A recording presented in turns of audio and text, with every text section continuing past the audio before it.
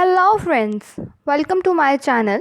Today we are going to discuss the very important text of Anglo-Saxon period and that is Beowulf. जो ब्यूवुल्फ है वो Anglo Saxon period का सबसे ज़्यादा important topic important text है। ये जो वर्क है इस वर्क को लॉन्गेस्ट सर्वाइविंग पोएम भी कहते हैं। This work is the longest surviving poem. This work was written in 3182 alliterative lines. ये जो वर्क है इसको alliterative मीटर में लिखा गया है and the author was an anonymous Anglo-Saxon poet. जो ऑथर है वो गुमनाम है, उसके बारे में किसी को नहीं पता कि ये वर्क लिखा किसने है आखिर। बस इस वर्क के बारे में इतना कहा जाता है, माना जाता है that the work was written in early 11th century and जो इस वर्क की सेटिंग है वो रखी गई है नॉर्दर्न यूरोप में, mainly in Denmark and Sweden around 6th century. So शुरुआत करते हैं इस वर्क की। इस वर्क की कहानी क्या है, चलिए। इस वर्क की शुरुआत किंग रॉदगार से होती है जो कि किंग ऑफ डेल्स हैं साउदर्न डेनमार्क में। वो एक वॉर में जीत जाते हैं एंड उसकी वजह से बहुत ज़्यादा अमीर हो जाते हैं, रॉयल हो जाते हैं, रिच हो जाते हैं, वेल्दी हो जाते हैं। तो वो चाहते हैं कि अब उनकी रिचनेस और वेल्दीनेस सभी लोगों तक पहुँचे, मतलब वो सभी लोगों को दिखाना चाहते हैं कि मैं कितना रिच हूँ, मैं कितना वेल्दी हूँ। तो इस चीज़ को दिखाने के लिए वो एक मीड हॉल तैयार करवाते हैं जिसका नाम ह्योरॉट होता है।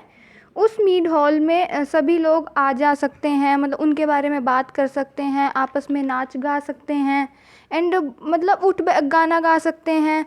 तो एक बार की बात है, कुछ लोग वहाँ बैठकर गाना गा रहे थे और ग्रेंडल नाम के एक मॉन्स्टर था, ग्रेंडल नाम का। उस मॉन्स्टर को उन लोगों का गाना बिल्कुल पसंद नहीं आता और इस वजह से उस मॉन्स्टर को बहुत ज़्यादा गुस्सा आ जाता है कि उसे क्योंकि गाना नहीं पसंद आया। तो वो उनके मीड हॉल में आता है, सभी जगह हड़कंप मचा देता है और वहाँ जितने भी लोग होते हैं उन सबको खा जाता है। उन सबको खाकर वापस अपने घर चला जाता है। तो ये सिलसिला उसने हर रोज़ के लिए शुरू कर दिया। तो वो हर रोज़ रात को आता, जितने लोग वहाँ होते हैं उन्हें खा जाता, अपना पेट भरता और वापस अपने घर चला जाता। मतलब इस वजह से जो वहाँ के जो किंग रॉदगार थे वो बहुत ज़्यादा दुखी रहने लगे थे क्योंकि उनके लिए तो जो मीड हॉल था वो उनके विक्ट्री का सिंबल था। उन्होंने इसीलिए बनवाया था, भाई उन्होंने विक्ट्री पाई है एक वॉर में, उसका उसका सिंबल वो हॉल था। बट आज की डेट में वो मॉन्स्टर है, उसने इतना ज़्यादा हड़कंप मचा रखा है, कोई भी इंसान वहाँ जाने से दहशत में आ जाता है। मतलब दहशत थी लोगों में कि हम नहीं जाएंगे वहाँ। और ये सिलसिला नियर अबाउट 12 ईयर्स तक चलता रहा, ऐसे ही चलता रहा। वो अपनी आदत के अनुसार आता, लोगों को खा जाता, लोग नहीं मिलते तो वहाँ हड़कंप मचा कर चला जाता। फिर एक यंग वॉरियर जिसका नाम ब्यूवुल्फ था उसको इस मॉन्स्टर के बारे में पता लगता है एंड वो डिसाइड करता है कि वो इस मॉन्स्टर का सामना करेगा। एंड जब वो डिसाइड करता है कि मैं ही इस मॉन्स्टर का सामना करूँगा तो वो अपने 15 साथियों के साथ 15 साथियों के साथ पानी के रास्ते से रॉदगार के पास आने के लिए अपनी यात्रा के लिए निकल पड़ता है। फिर वो रॉदगार के पास पहुंचता है एंड उसको ऑफ़र करता है कि मैं मॉन्स्टर से लड़ना चाहता हूं, मैं उसका सामना करना चाहता हूं और मेरे को अपने ऊपर विश्वास है कि मैं जीत हासिल कर पाऊंगा। तो इसी के साथ जो रॉदगार थे वो इस ऑफ़र को एक्सेप्ट कर लेते हैं क्योंकि वो ब्यूवुल्फ के फादर को बहुत अच्छे से जानते हैं। फिर उसी रात वो सभी डिनर करते हैं, आपस में बातचीत करते हैं एंड ब्यूवुल्फ और उसके 15 साथी उसी मीड हॉल में जाकर सो जाते हैं। जो मॉन्स्टर था वो अपनी आदत के अनुसार उस रात फिर वहाँ आया, हड़कंप मचाया और उनके ब्यूवुल्फ के जो 15 साथी थे उन सबको खा गया। अपनी आदत के अनुसार उन सबको खा गया और वो फिर ब्यूवुल्फ के पास आया उसे भी खाने के लिए। तो ब्यूवुल्फ उसके साथ लड़ने लगा। मैं आपको फ्रेंड्स एक बात बताना चाहूँगी कि जो ब्यूवुल्फ था वो अपनी पावरफुल ग्रिप के लिए बहुत ज़्यादा फेमस था। मींस ब्यूवुल्फ की पकड़ ऐसी मानी जाती थी जैसे एक ही चीज़ को 30 लोगों ने इकट्ठे पकड़ लिया हो। मीन्स ब्यूवुल्फ की पकड़ ऐसी थी कि 30 लोगों ने एक ही चीज़ को इकट्ठे पकड़ लिया, इतनी मजबूत पकड़ थी। तो ब्यूवुल्फ ने अपनी पकड़ का फ़ायदा उठाते हुए उसके साथ सामना किया एंड उस राक्षस की, उस मॉन्स्टर की बाजू उखाड़ दी। जब उस मॉन्स्टर की ब्यूवुल्फ ने बाजू उखाड़ दी तो मॉन्स्टर उसकी पकड़ से भागने लगा, और जब वो भाग गया तो वो अपने घर तक नहीं पहुंच पाया, वो रास्ते में ही मर गया। इसी के साथ सभी लोग बहुत ज़्यादा खुश हो गए कि वो मॉन्स्टर मर गया, सबकी दुविधा कम हो गई, मतलब सब आराम से जी पाएंगे। तो फिर क्या होता है, सभी लोग पार्टी करते हैं, किंग जो रॉदगार होते हैं वो पार्टी देते हैं एंड वो सभी लोग बहुत ज़्यादा खुश होते हैं। और जो बाजू ब्यूवुल्फ ने उखाड़ी थी उस मॉन्स्टर की, उस बाजू को उसी मीड हॉल की छत पर टांग दिया जाता है as a symbol of victory. सभी लोग पार्टी करते हैं, नाचते गाते हैं, खाते पीते हैं, और जो किंग रॉदगार हैं उन्होंने बहुत ज़्यादा खुश होकर ब्यूवुल्फ को बहुत सारा ख़जाना दिया as a gift, as a इनाम। वो फिर से सभी लोग नाचने गाने लग जाते हैं। उसी रात जो ग्रेंडल होता है, उसकी मदर की एंट्री होती है। उसकी मदर आती है अपने बेटे की मौत का रिवेंज लेने सबसे। तो वो उसी रात उसी पार्टी में, उसी महल में आती है, और जो रॉदगार थे उसका जो ख़ास बंदा था, या फिर हम कह सकते हैं एडवाइज़र था, एस्चर, उसको खा जाती है। और उसका जो हेड होता है, मीन्स उसका जो सिर होता है, वो अपने साथ ले जाती है।